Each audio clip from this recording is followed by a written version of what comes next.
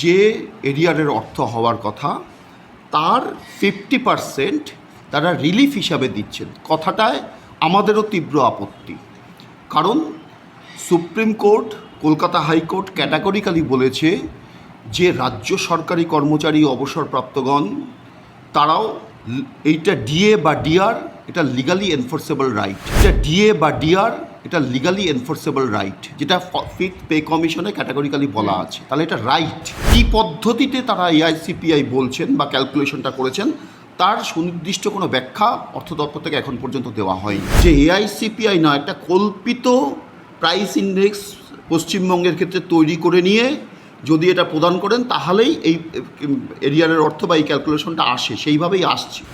সেখানে এই board, corporation, গ্রান্টিনেটের অভ্যন্তরে যারা পড়েন সকলেই সে দিয়ে পাওয়ার অধিকারী। 1969 সালের প্রথম যুক্ত ফ্রন্ট সরকার আসার পর এটা নীতিগতভাবে পশ্চিমবঙ্গে সিদ্ধান্ত হয়েছিল যে বেতনের ক্ষয়রোধের জন্য যে মর্গ ভাতা দেওয়া হয় শুধুমাত্র সরকারি কর্মচারীরা নন, তাতে গ্রান্টিনেটের সাথে যারা যুক্ত আছেন, সরকার পোষিত সংস্থার সাথে যারা যুক্ত আছেন, তাদের বোর্ড, কর্পোরেশন, পঞ্চায়েত, পৌরসভা, পরিবহন, লাইব্রেরি থেকে শুরু করে সবাই, তারাও এই পাওয়ার অধিকারী। ফিনান্সের নির্দেশ নিশ্চয়ই সংশ্লিষ্ট দপ্তরগুলো তথ্য প্রেরণ করেছেন। তাহলে ফিনান্স ডিপার্টমেন্ট 13ই এপ্রিলের পর আজকে 11ই জুলাই, 10ই জুলাই, তাহলে এই যে মে, জুন, জুলাই 3 মাস ধরে অর্থ দপ্তর কী করছে? দাবি যে গ্রান্টিনেটে যারা আছেন তারাও তো রাজ্য কোষাগার থেকেই বেতন পান, তাহলে তাদের ক্ষেত্রে হেলথ স্কিম হবে না কেন? শিক্ষক মহাশয়দের ক্ষেত্রে, শিক্ষাকর্মী বন্ধুদের ক্ষেত্রে, বোর্ড, কর্পোরেশন, পরিবহনের ক্ষেত্রে হেলথ স্কিম হবে না কেন?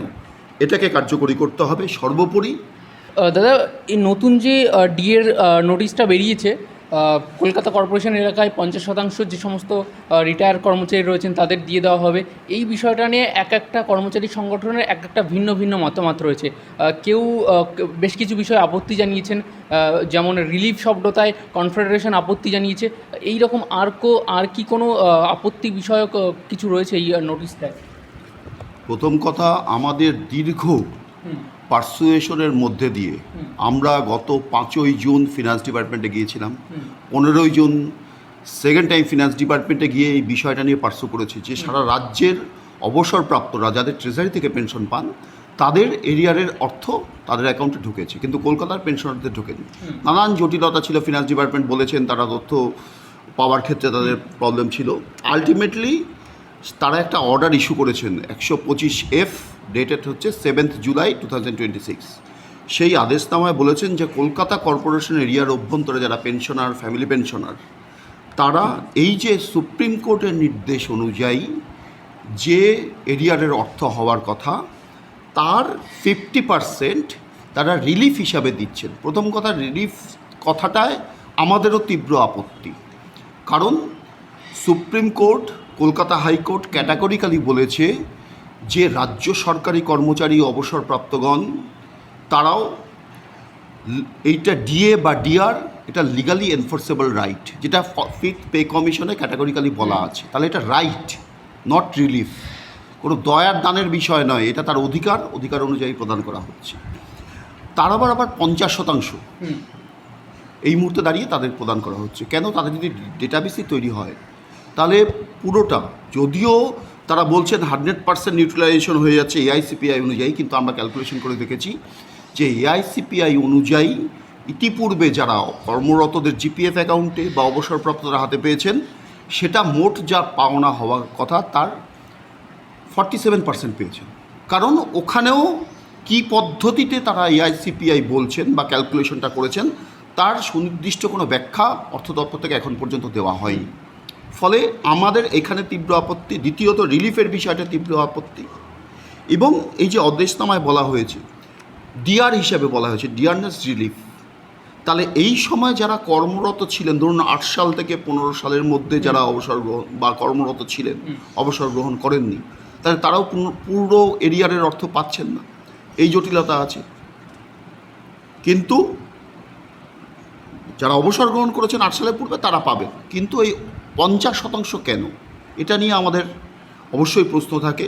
হয়তো বলেছেন যে সাময়িকভাবে দেওয়া হচ্ছে, কিন্তু যেখানে সুপ্রিম কোর্ট ডাইরেকশন দিয়েছিল ফেব্রুয়ারি মাসে, আজকে সেটা জুলাই মাস, মার্চ, এপ্রিল, মে, জুন, জুলাই 5 মাস অতিক্রান্ত হয়ে গেছে। তাহলে তার মধ্যে অর্থ দপ্তর ডেটাবেস তৈরি করতে পারেনি? এটা তো আগেই প্রস্তুতি নেওয়ার প্রয়োজন ছিল। সদিচ্ছার অভাব দেখা যাচ্ছে। অবশ্যই আমাদের যেটা মনে হয়েছে, পূর্বতন সরকারের সময়ে অর্থ দপ্তর যে গড়িমসি করেছিলেন, হয়তো আমরা যদি ধরেও নিই যে সেই পূর্বতন সরকারের নির্দেশ অনুযায়ী করেছিলেন, কিন্তু এই সরকারের মাননীয় মুখ্যমন্ত্রী তিনি 1 জুন যে সভা হয়েছে তার পরবর্তীতে যা বিভিন্ন সোশ্যাল মিডিয়া বা বিভিন্ন মিডিয়া যে বক্তব্য রেখেছেন যে কোর্ট যা নির্দেশ দিয়েছে আমি পুঙ্খানুপুঙ্খতা পালন করব, তাহলে কাদের সদিচ্ছার অভাব পরিলক্ষিত হচ্ছে? এটা আমাদের বড় প্রশ্ন। এখানে দাদা একটা প্রশ্ন উঠে আসে যে বিগত সরকারের আমলে যে আমলাগুলো ছিল সেই আমলা, বিশেষ করে অর্থ দপ্তরে সেই আমলাই বর্তমানে রয়েছে, সেইখানে কোথাও কি গরমিল হচ্ছে বিষয়টা? দেখুন, ব্যুরোক্র্যাট যারা রয়েন, ব্যুরোক্রেসির যে স্ট্রাকচার, তারা হচ্ছে ইমপ্লিমেন্টিং বডি, আর সিদ্ধান্ত নেন কারা? Political executive. পলিটিক্যাল এক্সিকিউটিভ মানে রাজ্যের মাননীয় মুখ্যমন্ত্রী চূড়ান্ত, তিনি পরিষ্কার বলে দিয়েছেন। তাহলে অর্থ দপ্তর, আপনি যদি বলেন যে আমলাদের পক্ষ থেকে কেন এই ধরনের দ্বিচারিতা তৈরি করা হচ্ছে, কার পয়সা বাঁচাচ্ছেন তারা? যারা আমলারা সিদ্ধান্ত নিচ্ছেন বা রূপায়ণের ক্ষেত্রে মুখ্য ভূমিকা পালন করছেন, সেই আমলারা কেন্দ্রীয় সরকারি কর্মচারী হিসেবেই কেন্দ্রীয় সরকারের কাছ থেকে কেন্দ্রীয় হারেই মহার্ঘ ভাতা আপ টু ডেট পান। তাহলে রাজ্যের এই যে স্বল্প বেতনের কর্মচারী, তাদের এইভাবে বঞ্চিত করা হচ্ছে কেন? তাদের কী দৃষ্টিভঙ্গি, এটা এখন অবধি স্পষ্ট হয়নি। ফলে আমরা আবারও দাবি করছি, এই যে এরিয়ারের অর্থ ঢোকাচ্ছেন তার প্রকৃত তথ্য কী ভিত্তিতে, কোন ক্যালকুলেশনের ভিত্তিতে, এটা প্রকাশ্যে নিয়ে আসা প্রয়োজন। মানে দাদা এইখানে পূর্বতন সরকারের বিরুদ্ধে একটা অভিযোগ ছিল আপনাদের যে হিসাবে কোথাও গিয়ে গরমিল হচ্ছে, সঠিকভাবে হিসাব করা হচ্ছে না, পয়েন্ট সঠিকভাবে ক্যালকুলেট করা হচ্ছে না, এইখানেও কি তাহলে সেই একই বিষয় রয়ে যাচ্ছে? দেখুন, সরকারি তথ্য তো কোনো প্রকাশিত হয়নি, কিন্তু আমরা ক্যালকুলেশন করে যেটা বুঝতে পারছি যে এআইসিপিআই না, একটা কল্পিত প্রাইস ইন্ডেক্স পশ্চিমবঙ্গের ক্ষেত্রে তৈরি করে নিয়ে যদি এটা প্রদান করেন, তাহলেই এই এরিয়ারের অর্থ বা এই ক্যালকুলেশনটা আসে। সেইভাবেই আসছে যে 1982 সালকে বেস ইয়ার ধরে 100 ধরে নিয়ে রোপা যখন আমাদের ফিড পে কমিশন হয়েছিল তখন 536 পয়েন্ট হয়েছিল, আর এখানে 653 পয়েন্ট না কত পয়েন্ট ধরে নিয়ে যদি করা হয় তাহলে গিয়ে এই ক্যালকুলেশনটা আসে। তাও আবার শুধুমাত্র বেসিক পে, সেখানে যে গ্রেড পেটা অ্যাড হয়েছিল সেই গ্রেড পেটাকেও মাইনাস করা হচ্ছে বলে আমাদের মনে হয়েছে। ফলে আমরা দাবি করছি যে পূর্ণ তথ্যটা প্রকাশ করুক অর্থ দপ্তর। না হলে তো বিষয়টা একদমই ক্যালকুলেশনে একদমই। বিভিন্ন যে সমস্ত অবসরপ্রাপ্ত কর্মচারীরা যারা একদিন আন্দোলনেও এসেছেন, তারা এখন বলছেন যে আমরা আর আন্দোলনে যাব না, আমাদের সঙ্গে দ্বিচারিতা হচ্ছে। এই বিষয়টা কীভাবে দেখছেন? মানে এবার তো তাহলে আন্দোলনেও একটা প্রভাব পড়তে চলেছে। দেখুন, আন্দোলন ছাড়া তো পথ নেই, রাস্তার আন্দোলন মূল। কোর্ট নির্দেশ দিতে পারে, তাকে কার্যকরী করতে গেলে রাস্তার আন্দোলন করতে হয়, সেটা আমরা প্রমাণ করে দিয়েছি। 13ই মার্চ 2026 ধর্মঘট করার মধ্যে দিয়ে 15ই মার্চ তৎকালীন মুখ্যমন্ত্রী এটা কার্যকরী করার ঘোষণা করেছিলেন। তার আগে দীর্ঘ টালবাহানা তারা করছিলেন। ফলে আন্দোলনটাই মূল পথ। এবং আগামী 22শে জুলাই কলকাতায় আমরা যৌথ মঞ্চগতভাবে সমস্ত গ্রান্টি নেটের অভ্যন্তরে যারা সরকারি কর্মচারী রাজ্য কোষাগার থেকে বেতন হয় এমন সমস্ত অংশকে নিয়ে আগামী 22শে জুলাই আমরা রাস্তায় নামছি এটাকে কার্যকরী করার ক্ষেত্রে। কর্মচারীদের একটা অংশ দেওয়া হলো, আপনার ওয়ার্ক চার্জ কর্মচারী যারা রাজ্য সরকারের অধীন, তাদের এখনও কিচ্ছু অর্থ দেওয়া হয়নি। তাহলে তাদের দিতে অন্তরায়টা কোথায়? তাদের ডেটাবেস নেই? ডেটাবেস তো আছে। টোটাল 3টে ডিপার্টমেন্টের অভ্যন্তরে ওই ওয়ার্ক চার্জ কর্মচারী অবস্থান করেন, খুব মিনিমাম এমপ্লয়ি। সাকুল্যে এখন বোধহয় কর্মরত অবসরপ্রাপ্ত মিলে হয়তো খুব বেশি হলে 2-2.5 হাজার হবে। তাহলে তাদের দিতে অন্তরায়টা কোথায়? তাদের কেন প্রদান করা হচ্ছে না? তাদের ডেটাবেস সম্পূর্ণভাবে বিভিন্ন ডিপার্টমেন্টে আমরা সাংগঠনিক উদ্যোগ নিয়ে সব এমপ্লয়িরা স্ব অফিসে তাদের অ্যাপ্লিকেশন জমা দিয়েছেন, কাজে সেখানে তো ডেটাবেসের কোনো সমস্যা হওয়ার কথা নয়। গ্রান্টি নেটের কথা আপনি বললেন, তাদের সঙ্গেও একটা বঞ্চনা হয়েছে, একদম। তারা কি রিলিফ পাবেন? অবশ্যই পাওয়ার অধিকারী। এটা সুপ্রিম কোর্ট নির্দেশ দিয়েছে স্টেট অফ এমপ্লয়িজ, সেখানে গভর্নমেন্ট এমপ্লয়িজ গ্রান্টি নেট পৃথকভাবে বলা নেই। ফলে অবশ্যই তারা পাওয়ার, এমনকি এই যে রাজ্য সরকারের ডিএর অর্ডারগুলো বেরিয়েছে সেখানে দাঁড়িয়েও সেখানে এই বোর্ড কর্পোরেশন গ্রান্টি নেটের অভ্যন্তরে যারা পড়েন সকলেই সে ডিএ পাওয়ার অধিকারী। 1969 সালের প্রথম যুক্ত ফ্রন্ট সরকার আসার পর এটা নীতিগতভাবে পশ্চিমবঙ্গে সিদ্ধান্ত হয়েছিল যে বেতনের ক্ষয়রোধের জন্য যে মহার্ঘ ভাতা দেওয়া হয় শুধুমাত্র সরকারি কর্মচারীরা নন, তাতে গ্রান্টি নেটের সাথে যারা যুক্ত আছেন, সরকার পোষিত সংস্থার সাথে যারা যুক্ত আছেন, তাদের বোর্ড কর্পোরেশন পঞ্চায়েত পৌরসভা পরিবহন লাইব্রেরি থেকে শুরু করে সবাই, তারাও এই পাওয়ার অধিকারী। এবং এই যে সুপ্রিম কোর্টের ডাইরেকশনের পরবর্তীতে আপনি যদি দেখেন ফিনান্স ডিপার্টমেন্ট থেকে এই অর্থ দপ্তর, সরকার পরিবর্তন হয়, অশোক স্তম্ভ পরিবর্তন হয় না, দপ্তর পরিবর্তন হয় না, তার আধিকারিক অবসর গ্রহণ করেন, কিন্তু চেয়ারটা একই থাকে, নতুন আধিকারিক আসেন। এই অর্থ দপ্তর 1338F ডেটেড 10/4/2026 তারা একটা অর্ডার ইস্যু করেছিলেন ফিনান্স ডিপার্টমেন্ট। সেই অর্ডার বিভিন্ন ডিপার্টমেন্টকে পাঠিয়েছিলেন যে যারা গ্রান্টি নেটের অভ্যন্তরে আছে তাদের এই এরিয়ারের অর্থ প্রদানের জন্য এসওপি প্রস্তুত করা দরকার। সেক্ষেত্রে 13 এপ্রিল 2026 মধ্যে যাতে তারা তথ্য প্রেরণ করেন। ফিনান্সের নির্দেশ নিশ্চয়ই সংশ্লিষ্ট দপ্তরগুলো তথ্য প্রেরণ করেছেন। তাহলে ফিনান্স ডিপার্টমেন্ট 13 এপ্রিলের পর আজকে 11 জুলাই, 10 জুলাই, তাহলে এই যে মে, জুন, জুলাই 3 মাস ধরে অর্থ দপ্তর কী করছেন? আমরা বিভিন্ন সময় পার্সু করেছি, অর্থ দপ্তর জিজ্ঞাসা করেছি, বলেছি তো তাদের কাছ থেকে, অর্থ দপ্তরে যারা এই কর্মীরা এর সাথে যুক্ত আছেন তাদের বক্তব্য, দেখুন আমাদের তথ্য পাওয়ার ক্ষেত্রে সমস্যা নেই, আমরা কোনো নির্দেশ পাইনি। তার নির্দেশটা কারা দেবেন? পলিটিক্যাল এক্সিকিউটিভ নির্দেশ দিয়ে দিয়েছেন, তাহলে ব্যুরোক্রেটদের এই নির্দেশ দেওয়ার কথা। তাহলে কি ব্যুরোক্রেসি পশ্চিমবঙ্গকে পরিচালনা করছেন? তা তো নয়, পলিটিক্যাল এক্সিকিউটিভরা আছেন।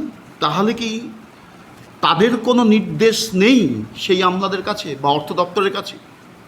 তাহলে দাদা গরমিলটা কি পর্দার সামনে এক পিছনে এক, এইখানে কি গরমিলটা হচ্ছে? তাই তো মনে হচ্ছে এই ধোঁয়াশার মধ্যে আছে। খুব স্বাভাবিকভাবে এই প্রশ্নটা যথার্থ বলেই মনে হয় আমাদের। এই ধোঁয়াশা কাটিয়ে দেওয়ার দায়িত্ব তো অর্থ দপ্তরের, রাজ্য সরকারের। তারা এই ধোঁয়াশাটা কাটাচ্ছেন না কেন? যেখানে বর্তমান মুখ্যমন্ত্রী তিনি সংগঠনের সঙ্গে মিটিংয়ে বসে বলছেন আমি সম্পূর্ণ রাজি আছি টাকা রিলিজ করে দেওয়ার জন্য, তাহলে এই বিচারিকা এই রকম দ্বিমত? অবশ্যই, সেটা তো এই যে অর্ডারটা বেরিয়েছে 125F, এর মধ্যেও ধোঁয়াশা আছে।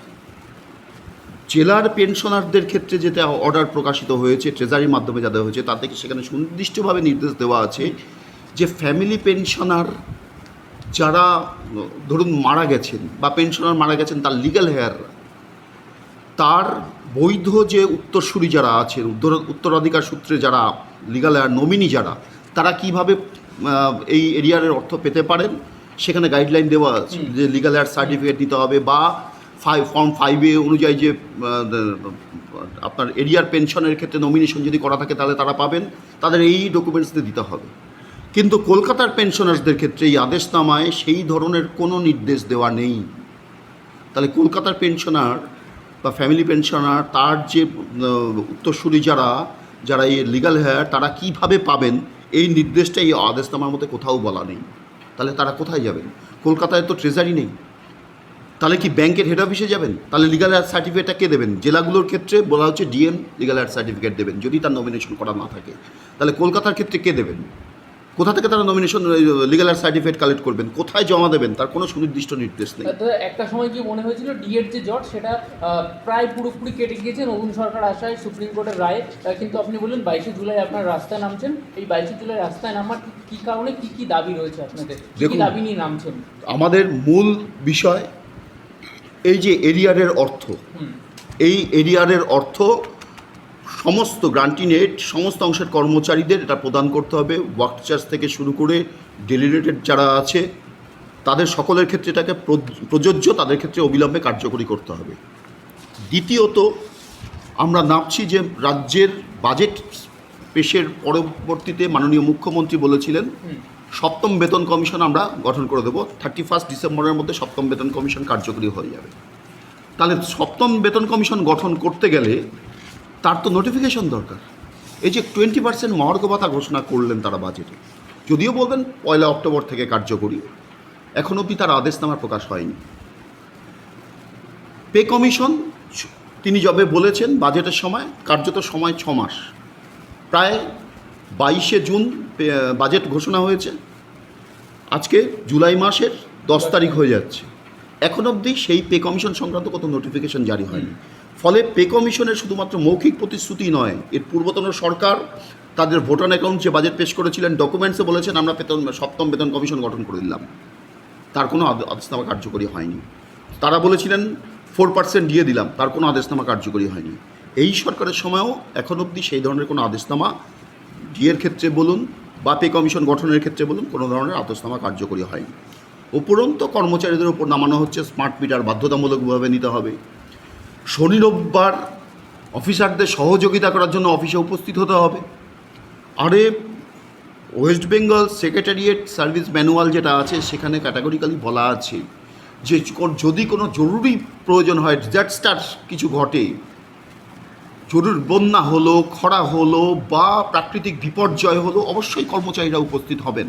কিন্তু তার বাইরে যদি শনি রবি ছুটির দিন কর্মচারীদের আসতে হয় তাহলে কম্পেনসেটরি লিভ দেওয়ার প্রয়োজন, সেটার কোনো উল্লেখ নেই। কর্মচারীদের বলা হচ্ছে শনি রোববার অফিসে উপস্থিত হতে হবে। তাহলে আমার আইএলওর যে সিদ্ধান্ত সেই সিদ্ধান্তকে ব্রেক করার দিকে যাওয়া হচ্ছে। এই আদেশনামা অবিলম্বে বাতিল করতে হবে, পুনর্বিবেচনা করতে হবে সরকারকে। এই দাবিগুলো নিয়ে ওয়েস্ট বেঙ্গল হেলথ স্কিম কর্মচারীদের ক্ষেত্রে আছে, কিন্তু সেটা সমানভাবে কার্যকরী হয় না। পঞ্চায়েতের ক্ষেত্রে দীর্ঘ টালবাহানার পর পঞ্চায়েত কর্মচারীদের জন্য ওয়েস্ট বেঙ্গল হেলথ স্কিম করা হয়েছে, কিন্তু ক্যাশলেস দেওয়া হয় না।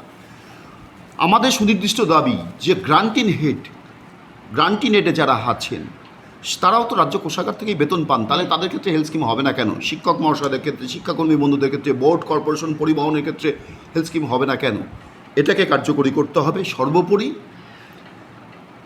নারী সুরক্ষার বিষয়টার দাবি আমাদের অন্যতম দাবির মধ্যে থাকছে। নারী সুরক্ষা বজায় রাখতে হবে। সরকার অতীতে আমরা দেখেছি নারী নির্যাতনের ঘটনা বিপুল পরিমাণে বৃদ্ধি পেয়েছে। এই সরকার আসার পর নানান আইন টাইন নিয়ে আসছেন, কিন্তু সেই প্রবণতা কমছে না। ফলে তাদের নিরাপত্তার ব্যবস্থা প্রশাসনের অভ্যন্তরেও যে পজ অ্যাক্ট আছে, পজ অ্যাক্টটাকে কার্যকরী করতে হবে। প্রশাসনের অভ্যন্তরেও যাতে নারীরা নির্যাতিত না হন। সম্প্রতি দেখেছেন ইটাহারে ঘটেছে, নার্সিং কর্মচারীদের চেঞ্জিং রুমের রেস্ট রুমে সেখানে একজন ডাক্তার আপনার ক্যামেরা ফিট করা পেন রেখে দিচ্ছেন। বিভিন্ন জায়গায় নার্সিংয়ের কর্মচারীরা আক্রান্ত হচ্ছেন। ফলে প্রশাসন দপ্তরের অভ্যন্তরে নারীদের নির্যাতন বা নারী নিরাপত্তার ব্যবস্থা রাজ্য সরকারকে সুরক্ষিত করতে হবে। এই দাবিগুলো নিয়েই আমরা 22 তারিখ রাস্তায় নামছি।